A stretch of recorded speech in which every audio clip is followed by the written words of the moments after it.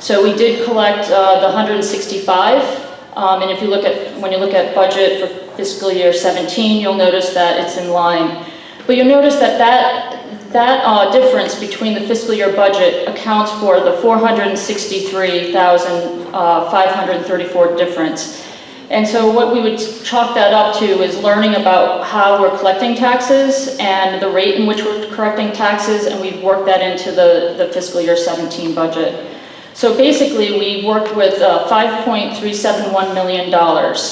And you can go through each line item, and I'll say that, again, we had to reclass every single one of these accounts, especially when you had about 150 and you're putting them where they were with 75 accounts. So you'll see that some lines are more, some lines are less. The big thing is that we learned what's in each account and learned about how much we could reduce our expenses in each account. So some expenses that were reduced, for instance, would be, if you look on the second page under operations and insurance, the count 50300, insurance, general liability, and property. We were able to reduce in July our insurance, general liability insurance, and we got the same, extensively similar policy. Where we have replacement cost, all the good things that we had in our last policy, but we got a significant discount, and you'll see that in carried over in fiscal year 2017. And you'll see that in other areas too, that we were looking through whether we're doing in-house payroll, where we cut payroll costs from almost $10,000 to about $1,500. So there are many things in here that we really worked hard to reduce, at least in fiscal 16 and going to 17, some of the expenses. So the thing to look at is, when you look at the bottom, unaudited, you'll see that the total expenses, they were about $221 more. I like to say dog ears, the parentheses are bad, or it's like a deficit. But the fact of the matter is that we had a surplus of $322,000. So in other words, we are, in fiscal year 16, we even lived within the budget in terms of having a surplus. The next piece of paper in your packet will be the claims payments to 8/31/2016. So we had a surplus this year in 16. We also had a surplus, you'll see, in 15 and in 14.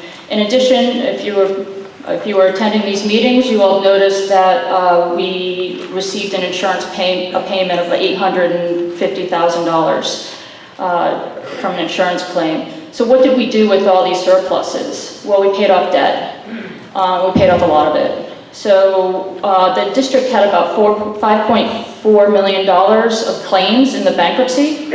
And you can see here, we've resolved $4.3 million with payments of $2.7 million, leading to, so the reduction was about 37 cents on the dollar for all of our claims. So we're settling them for less than what they were there, for the most part. Some might be a little bit more, but in general, most of the claims are settled for less.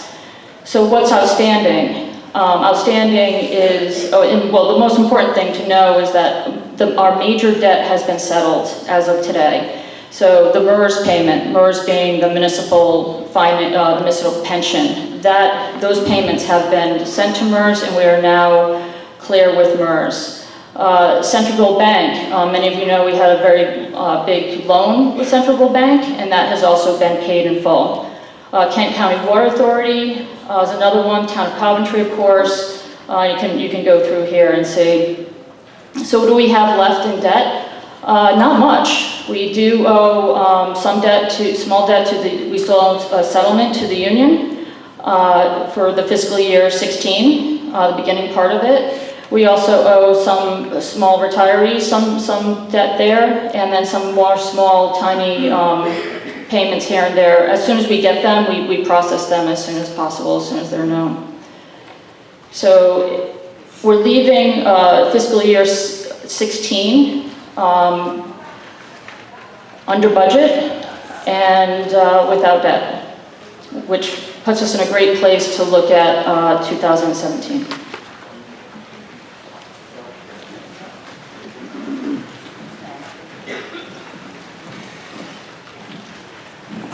Thank you for the report, Gail. I think the biggest thing here, as Gail was able to point out, the first part of the plan, and I think a lot of people in the town who spoke to us, they wanted to get out of the debt so we could start going forward. And so that's what was concentrated on, any money that we had carryover. We left the tax rate the same so we could generate the money, the insurance settlement, and it all went to debt. In fact, the last one was the employees' pension plan, which was it 257,000 or something like that? Yeah, the last big one. Yeah. 477. 477. And what's good with that is now the pension plan is up to date, so we're not behind anything. And it's good for the employees too, because when it gets to 80% funded, they start getting their COLAs back. So we're actually, with this payment, we're bringing it up in the high 70s. So everybody benefits from that. What it does, it gives us choices. We're not out of the woods yet, but we're able to start going forward. When you don't owe anybody any money, there isn't anybody who's going to tell you what to do, as we all know in our personal life. So by getting out of debt, we don't have all the phone calls and all the people telling us what we have to do. So going forward, I see some very good things now that we're out of the debt. Next thing we're going to do is a resolution to accept charter changes recommended by Board of Directors. We're going to vote on that after, when we go to do votes. We're going to vote on three things. We're going to vote on the budget, we're going to vote on the charter, and we're also going to vote for the 3 open positions on the board. We have Cindy Fagan-Perry and Richard Pacelli's seats are up for re-election, and so we have, I guess, 4 people running, and there's one opening. Marie Baker, her term is up now as well, so we'll have 3 openings, and there are 4 people running. Richard Pacelli's running again, and Cindy are running to stay on the board. So as far as resolution to accept charter changes, you're going to be voting on that. When you go out to vote, you'll get the 3 ballots. Do I need to do any resolution here, or just, if they have any questions? Yep. Okay. Okay. Would move to accept the resolution for the charter changes, Cindy? So moved. So moved. Seconded? Second. Dan Lance. All in favor of moving the charter changes question so that we can then go for the vote? Okay. Any discussion on the charter changes? Okay. There being none, then yes. Ted Dion, 441 Reach Schoolhouse Road. Can you go to the mic, please, Ted? Ted Dion, 441 Reach Schoolhouse Road. I'd just be interested in the thought process behind the charter changes before we go out. I know there's a lot in here. I'd like to hear from the board on what your thoughts are on these changes, please. Okay. Cindy, would you like to do that? You've been on the charter? Which charter changes are you having a problem with? All of them, or just some? I'd like all of them, please. You want them all red? They want them all red. I need the mic. Okay. What, do you want them all read? I'm just like an explanation into the changes. An explanation? Well, we're just trying to bring things into, like the one with the 4% cap, that's what the state has for cities and towns. But I'll just reposition. The reason why I'm asking is the first time I've gotten to see the charter changes, and it's a lot to digest, especially if you're not familiar with legislation and stuff like that. So what I'm saying is just give us the bullet points on why you feel these are what the viable changes are. What's the added advantage for the district, if that's possible. We did have 2 meetings on it. That's why we tried to do it so we wouldn't hold this meeting up. But I will try to do You what are I correct. can. We did have 2. There was several that were canceled. And then Yeah. Well, in a nutshell, it's just to modernize things. One of the things we want to do is increase the number of people for a quorum. 25 just isn't enough. So we went to 100 people to have a quorum. So that was one, and I think that's just good for everybody. It protects everybody, gives them a little bit more to deal with for protection. We're changing a few things on who is entitled to vote or to be on the board, one of them, so that current employees of the district can also run for office on the board. We also changed a little bit on the duties of the board of directors. Okay. One that concerned me the most was under special meetings. where it says a written request of no less than 100 voters. Yes. I think that's a very difficult thing to achieve. If there's something, I was talking in transparency, if a meeting happens and one of the taxpayers may not know 100 people in the district, but may know 25. I think 25 is a viable number for preparation of a special meeting, especially if it's called on by a taxpayer. Well, part of the reason behind 100 is it's, what's the population, around 19,000 people? Around 20,000 people in the district.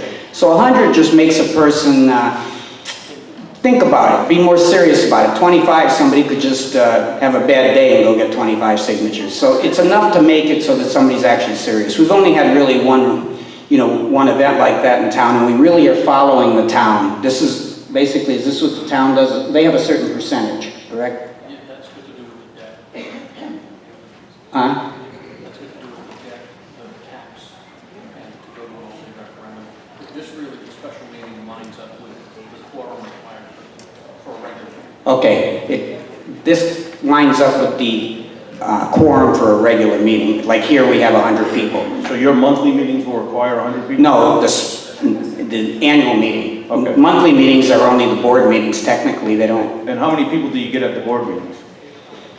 And it depends what the issue is. If we're going to spend some money, we might get 50. I'm going to admit, Fred, I'm giving you a loaded question. I know not many people show up. Correct. I know. So this is, again, my point, that if a taxpayer wants transparency and they want to call a meeting, I think 25, even 50 is agreeable. I think 100 is a little over the top. I think it's a difficult thing for a single person to achieve, especially if they're looking for the transparency that this board is going Okay. for. Well, we discussed this at our 2 meetings, and people came up with an idea that 100 would be enough, and it follows. You want to say something, Dave? Just to clarify. Can you clarify it? Just to clarify the reference to special meetings in the charter, these are meetings of the taxpayers of the district. For example, tonight's meeting, the annual meeting, is a meeting of the taxpayers. The special meetings that are referred to under Section 4 of the charter refer to special meetings of the taxpayers. So because the thinking is, and Cindy, correct me if I'm wrong, but the thinking was to increase the quorum of an annual meeting to 100, you should probably keep that consistent with the special meeting of the district, meaning the taxpayers. So this isn't about board meetings. Those are specifically exempt from the special meeting requirement, because the board meets regularly, generally every month on the third Thursday. And then at such special meetings as the board may call, those are not meetings of the district, those are meetings of the board of directors, and that's controlled by the Open Meetings Act under Rhode Island law.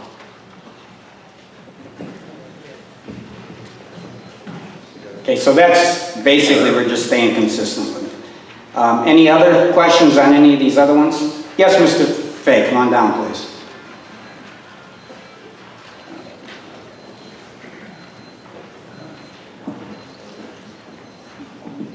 Steve Fay, 38 Milford Street. You just stated that one of the charter changes was to preclude employees from running for the board position, which I agree, conflict of interest. However, let's expand on that. Under Section 5, it says, any inhabitant qualified to vote at any district meeting may be appointed to district office, provided, however, no one is employed by the district as a firefighter or employed by another fire district in the town of Coventry, as a firefighter or employed by another municipality as a firefighter, or employed by the state of Rhode Island as a firefighter, or any other person defined in the Rhode Island Code of Ethics. How do you justify taking someone who pays taxes, okay, and precluding them from running for something if they're not an employee, number one? Number two, there's already law, I believe, that's already been cited on this, and there are other people who are not employees, okay, of their municipality, district, or town, where they represent. So I believe this is a violation of constitutional rights, okay, of a taxpayer. And I'd like to know how this got through, and if this was reviewed legally, and how this can even be presented to the voters this evening. How do you do that? How do you do that? You single Dave, would you like to answer? you single out a group that you battled against, and now you want to change a charter to that? I'd like to know how this comes about. Well, basically, yeah, there is some precedent for that, Steve, so we'll let the attorney.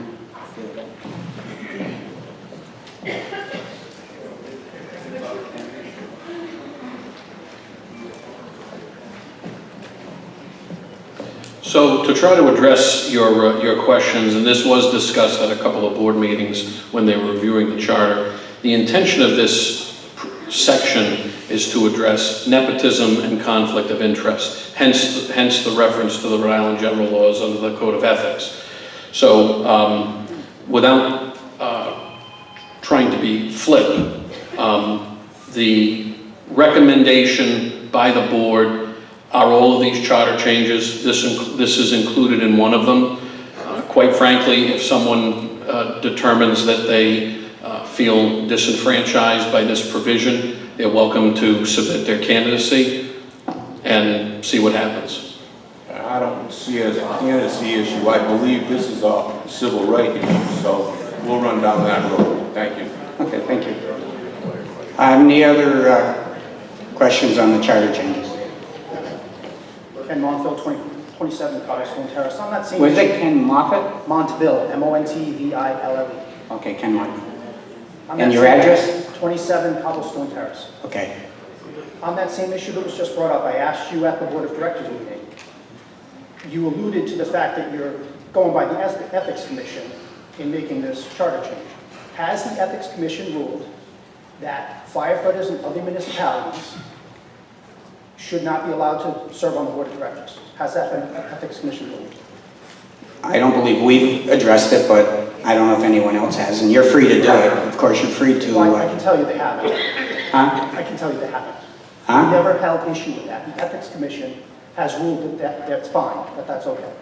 Then that would be what you could So do. why would you, if you're saying that you're trying to go by the Ethics Commission, like your attorney said, he's just talking about family members, he's not talking about firefighters in the state. So why would you put that in the charter if it's not an Ethics Commission issue? Well, I believe the board discussed that at the board meetings when we were talking about that. Like you're dismissing. Pardon? Thank you. Oh, okay, thank you. Any other comments on the charter questions? Okay, so move to accept the charter, and then that'll be on the paper ballot when you get to vote whether or not you want to accept all of them or not. All in favor? Aye. Opposed? Okay, so we'll move that on. Next.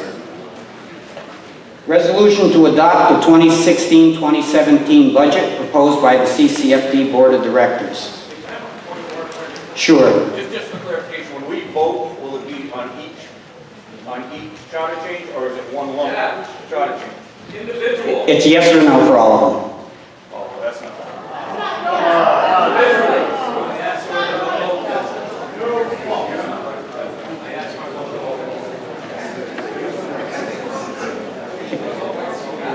Okay, resolution to adopt the 2016-2017 budget proposed by the Central Coventry Board of Directors. Have a motion to so move. Maureen Jensen, seconded. Marie Baker. Okay, now budget discussion.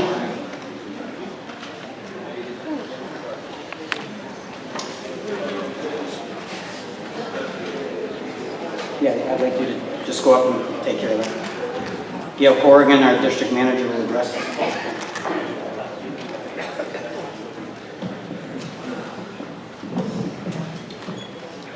Okay, so if you turn to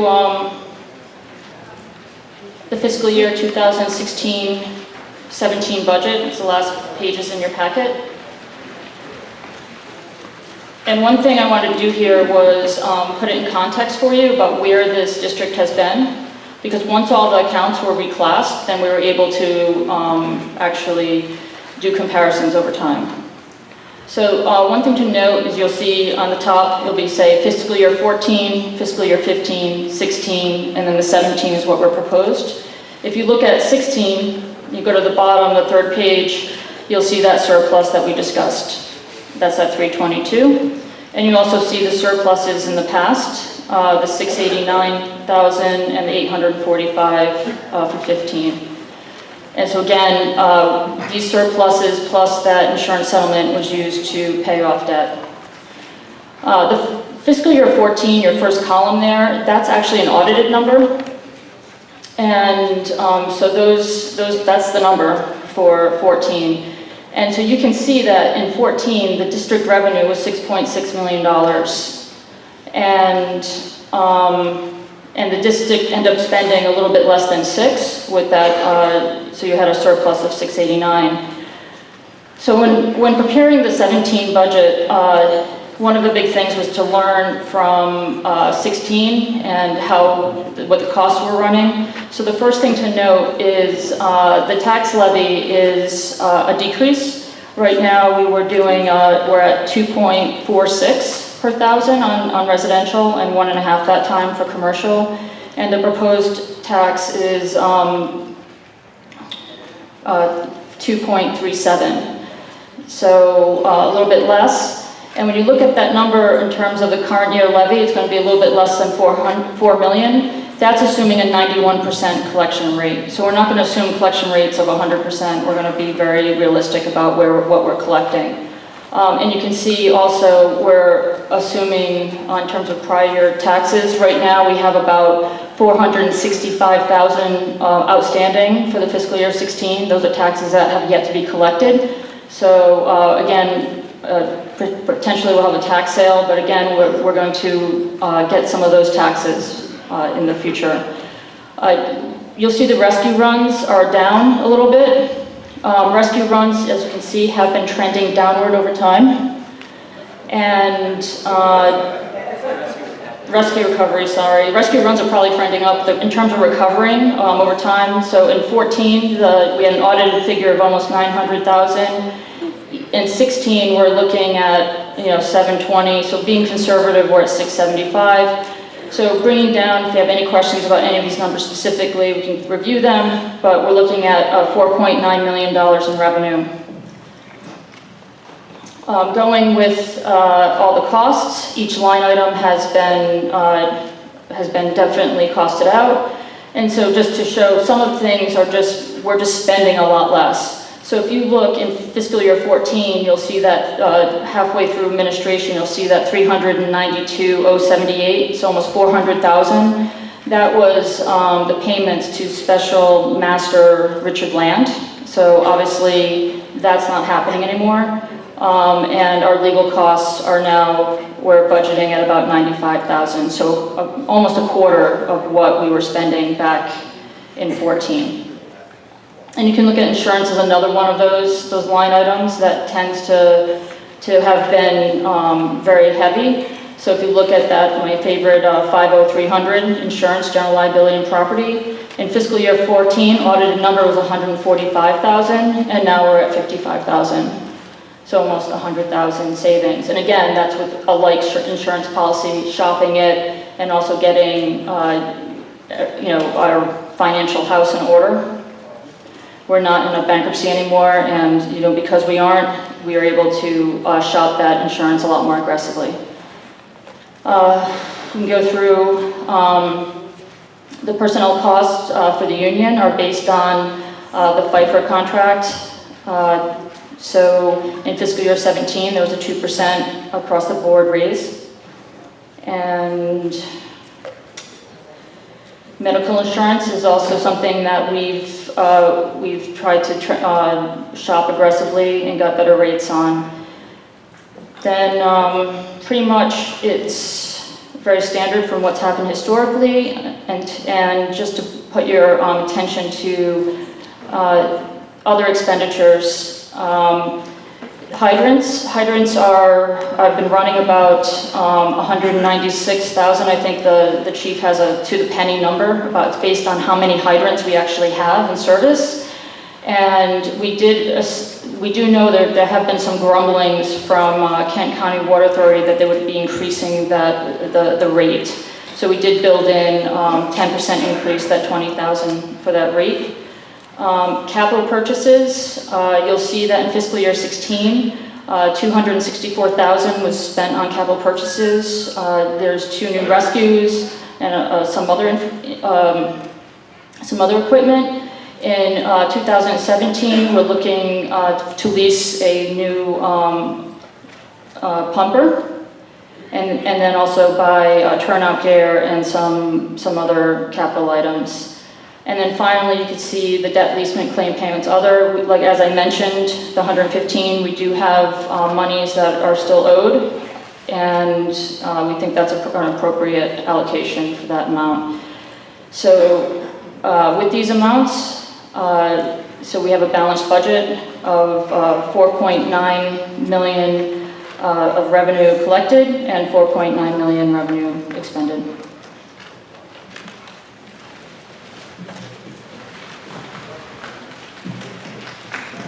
Thank you very much, Gail.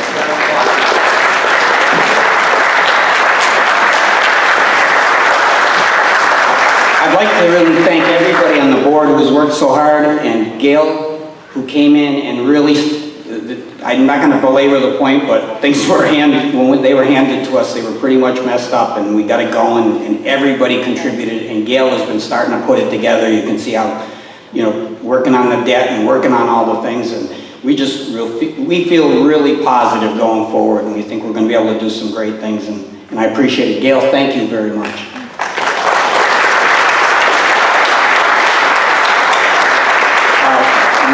One point I'd like to make is we noticed that a little grumbling on the idea of the charter all being one vote. We had wanted to get some ballots made and went through the state. They have to make the ballots, and it was kind of complicated, and they couldn't do it. So what I'd like to do with your approval is if we were to go out and vote on the budget, and then we vote on the people running for office, and we come back in here, and while they're tallying the votes, I'd like to go through the charter things one question at a time and do a voice vote, so that everyone will have a chance to, vote on the ones they agree with and the ones they don't. We originally intended to do it on paper. In fact, we originally intended to just do like 5 so you don't get voter fatigue, but it kind of grew up on us. So if that would work, we could do the budget vote and the election vote for new officers, come back here, and we'll go through them pretty quick. In the meantime, while you're waiting for the people to vote, you could read through them, and if you see one, Teddy, you don't like, you can vote against that one, but if you see one that you think is good, you can vote for it. Is that something that you'd agree? Teddy, please. First of all, thank you very much. I appreciate that. Is there any possibility, for the sake of time this evening, that we can table this for a special meeting? We can get the votes right now for our special meeting. No, because, no, he's just asking. He's just asking. Trying to save us time, that's all. It actually is pretty cumbersome to do one of those, and it's very expensive, and if we can do it that way, I think most of these the people will agree with, but there's a couple they won't, and I just want everybody to have a voice. That's been our purpose from the beginning. We've tried our best to do that. And just from what I could get the grumblings, I don't want anybody to think we're like jamming something down. And so, if you would please come back in and we can do that. And if somebody turns one down, it's gone. Okay, so at this point we have to move to accept the budget. Okay, all in favor? Any discussion? No. Pardon? Any discussion? I was hoping not, Bob. A lot of people want to go home. The air's not working well. No, go ahead. I'm sorry. Bob Paul, and your address, please? 15 Coventry Road. And for the record, I am a firefighter in the district, so.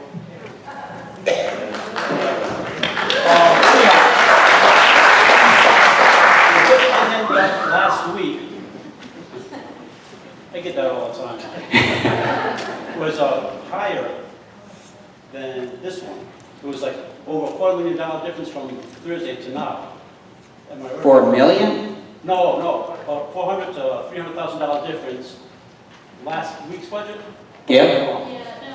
You had the numbers tweaked, what I'm trying to get at. Did we take that up? What we did have is, today, Ray Beatty. Ray Beatty came and certified our tax roll. All right. So, today I was able to update, numbers based on, the actual amount of, property that is owned in the district. Yeah. I understand that, previously there had been some, the National Grid properties that had been included, and it wasn't supposed to. Well, again, my concern was, because these budgets have been unaudited, Budgets are always unaudited. No, but my point is this, because we're in a precarious situation, because as Fred said earlier this year, we're a train wreck, I think we ought to be careful by under budgeting too much. But now, in light of this, it was, like I said, probably, what, a quarter to $300,000 difference. Now it's up about 100,000. At least we have, I guess, more wiggle room.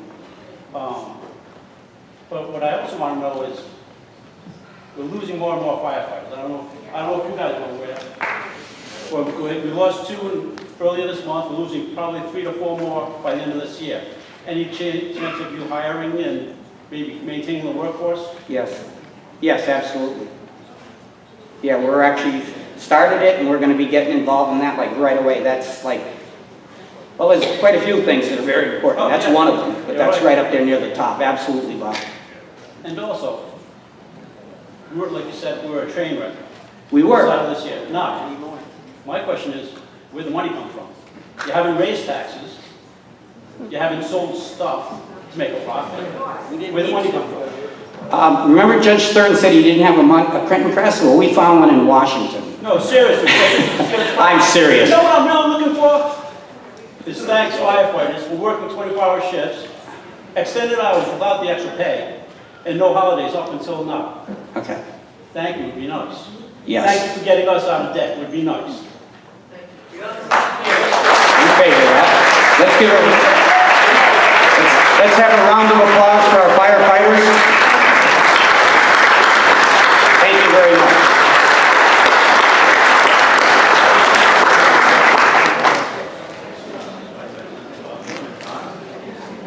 By the way, where the money came from, if you ever want, Gail will go through with you with the insurance settlement. We kept the tax rate the same, even though we could have cut it right away, but we didn't. The reduced legal fees, Mr. Land isn't living here anymore. And so it was all those things. Once we had a chance to really look it over, we could have cut the budget last year, and we didn't. And the reason was we wanted to get the debt paid. And we had some carryover. So I could go through it with you, Bob, or Gail will, but if you really want to, it took some traveling, but we got there. Yes, ma'am. Huh? Oh, we're going to keep it up here, thanks. Okay, yes, ma'am. Hi, Linda Jaguar. Linda Jaguar. Jaguar, 57 Right Way. 57 Runway Right. in Coventry. I can't reach it. Here we go. My question is actually for the chief. And I was wondering, Chief, have you had any input in this budget process? It's been fairly limited. My input has been fairly limited. We did have a discussion at least on some operational pieces. Some of those ultimately got cut after, but my input has been very limited. Well, then that does bring me to the second part of my question. Do you feel... I want to address the questions to the moderator, please. Thank you. What I want to know is, does the chief feel that this budget, this proposed budget, actually gives him what he needs to operate the fire district? You'd like to answer the question, Chief? That would be fine. I would tell you that at last Thursday's meeting, in some of the documents I reviewed, I would be remiss if I didn't say I had grave concerns. When I arrived here tonight and saw this budget, much like you did for the first time, I see that the variance is $117,000. I feel much better as I look at this document than I did previous. I would be remiss if I did not stand in front of the taxpayers. I'm the fire chief. If we had level funded, I would have thought we would have been there. But I think that we're in a place that we're close. We don't know what these numbers are. We don't know what growth numbers are. We may be able to absorb that number that's there. But if I stand before you and I say, I'm going to take a cut without voicing my opinion, shame on me. Thank you. Thank you, Chief. Yes, sir. Gary Pershaw, 38 Calvintown Road. One thing I want to address is what firefighters were saying about not being on the board. I'm a 31-year retired Teamsters. I've gone to 11 or 12 different contracts, and not one of those did HR ask for a Teamster on their board and vice versa. So why would you want to have a fireman on this board when he's going to go right back to his firemen and tell them exactly what this town is trying to do? Thank you. Okay, any other questions? Ted, sure. I just want to go back to the chief, this lady was asking the chief. If in the charter, and I forget which one it is, it changes our availability of leverage funds in lieu of tax season. Okay, let me try and find it, I'm sorry. You know, does anyone have an idea which one I'm talking about?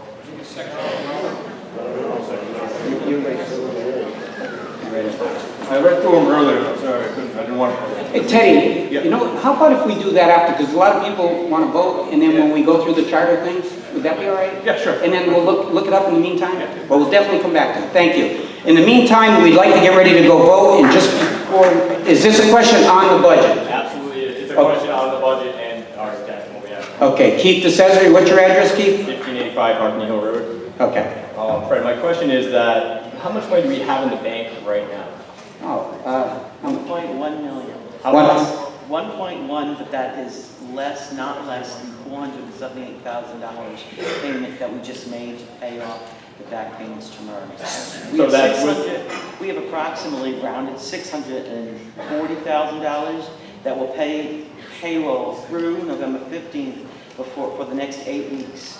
And that will take up your $650,000 and we'll break even. So we're going to break even. So and then the tax starts coming in. We'll actually have more than that because I'm acting like there's no more rescue recovery money coming in. I've got a buffer going on right now so that we've just put out our late notices and we're going to be collecting more of that $400,000 that hasn't been collected yet. So in the next 8 weeks, we are forecasting to take in another $250,000. So we will have a surplus beyond what we're forecasting and what we know the payroll will cost. So the projected surplus you guys put this year was what, 322,000? Pardon? 322,000 was That's the surplus correct. in this budget? That's So we have more than the surplus in our bank account? We will, yes. That just is cash flow, Keith. I understand what you're saying. That's not really a surplus. It's not even a What I'm good saying word is to we use the use. cash flow, we use the extra cash flow to pay down the debt. Well, we've paid off the paid debt off all the already. Yeah. So we're at the 650 plus minus payroll, and then we're forecasting, that we will have $250,000 at least left in the bank come November 15th before we take another payment. Okay, so I think my major concern at this point is we're relying on the income tax. We have enough to get us through, a little bit, but now we're going to cut back even more than what we had. Our budget has, as you saw it, scaled down. We went to having $300,000 as a surplus. Is it in the best interest of the department to go to zero when we're just coming out of this? We're not going to zero. That's what's projected at this point. Whether or not we collect over the 91% that you're projecting, that it's showing a zero surplus at the end of the day. So is that the best choice for us to maintain that? Well, that's how you budget, but that's how you budget. And then the cash flow, for instance, right now, our fiscal year ended August 31st. We're not going to get money in until sometime in October, so you need some cash to carry it. Absolutely That's all. understand. That's all part of the cash flow. It's a separate thing. Right. Gail can probably answer your question better. Yeah, two different statements. There's a statement of cash flows, and then what we just went through is an income statement. So we have the actuals though, right? Pardon? The actuals are like the cash flow that we had and we're already paid out and are done with, right? Right, so if there's a accumulated surplus coming from the years, and so cash flow is how much cash you have in hand. So obviously, like right now, traditionally, whether it's municipality or anything, any other fire district, you have a cash lull during this time. This is when some municipalities do cans, some don't. This is very traditional that you have that lull before the tax payment, because tax payments, that's primarily, if you look at the percentage, in terms of revenue, if you have 4.1 million coming from tax payments, and again, we talked about 91% collection rate, we talked about the 250 when we have 565 outstanding, so these are very conservative numbers, but as you can see, the tax revenue is what runs this district. It's really tax revenue. It's over 80% of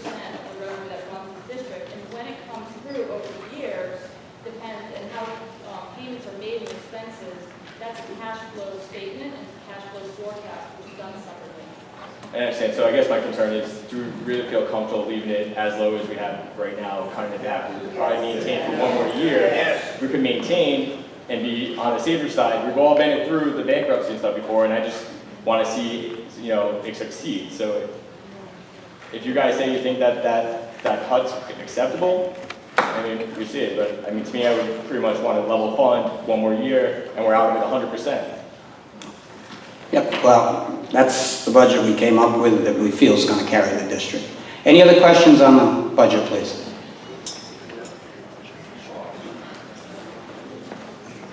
Yep.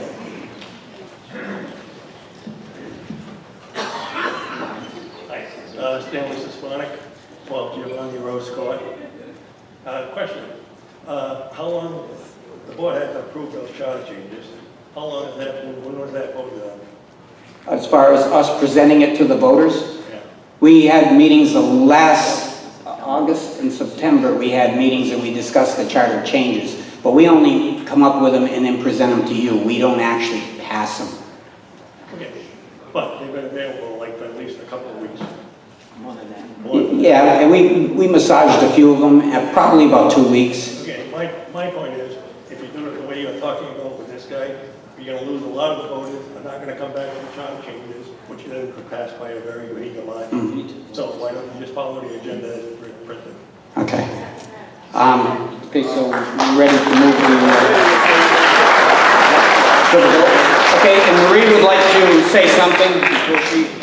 Hi, my name is Marie Baker, and I've been the vice chair for the fire district for the last 3 years. And I want to take just this one moment really quickly to tell you that I want to thank you for all coming, because you are the leaders and the people that are voting to improve this community. And without you, we wouldn't be able to have moved forward without all of the support that you've given us. So I want to take this moment to thank you.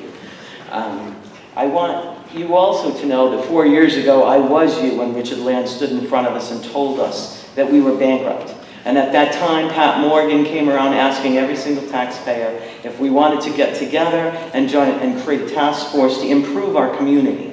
And the taxpayers joined that task force, and I was one of them. And I know that, at least I want to believe, and you can yell at me if I'm wrong, but you're all here because you want to improve the efficiency of your fire department. Is that true?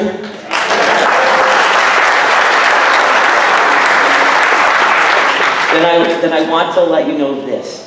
We, in the next year, will need people to step up to become and start to fill some of the positions that are on this board. We need people that have business background and accounting background, that have run businesses, like Mr. Richard Pacelli has done for the last 30 years in town.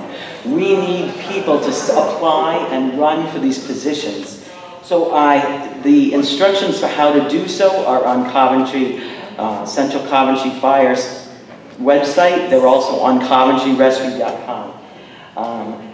It's not what your community can do for you, it is what you can do for your community. And so just make sure you step up and keep up the good work to keep this place out of bankruptcy. Thank you very much. It's been a pleasure.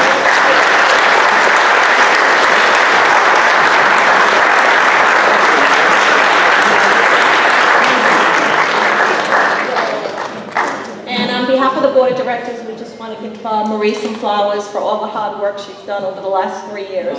Thank you so much. We'll miss her.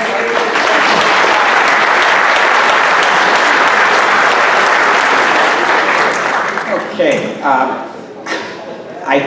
I'm thinking people would rather go vote before they do the charter things. Yes, Jane. Jane Deptula, Sherwood Valley Mobile Home Park. Okay. And I work in the tax office, just Yes. so everybody knows. I have 2 questions. Sure. Last week, on the 50300, that insurance policy was going to be $5,500. Does that cover replacement of equipment? Is that where that falls? And that does cover replacement of equipment if we lose a fire truck? It does. Can't hear you, Gail. I wasn't at that meeting last week, so I couldn't clarify it. Well, I have it here. Yeah, so, we had a company called VFIS, it's Volunteer Fire Insurance, something, system or service.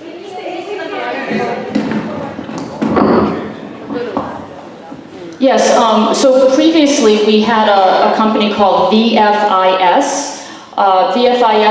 Stands for Volunteer Fire Insurance Service. Okay, so anyway, it is replacement, and Jane, please, I can show you the policy compared to the policy, and you'll see that they're identical. Okay, I Okay. just wanted to be sure. Also, Thank you. have we got enough in the budget? We're going to arbitration, I believe, next week. Have we got enough in the budget to cover those costs? Yeah, we're going in, next week, I guess we have some, yeah. Yeah, it was in the budget. We do. Yeah. Okay. Okay, yep. Right, and I want to thank Marie Baker for the public apology. Thank you. Thank you, I think Jane. she knows what I mean. Thank you, Jane. Okay, we're now going to go vote. We're going to just go right through this door here, and then we're going to come back in for the charter change.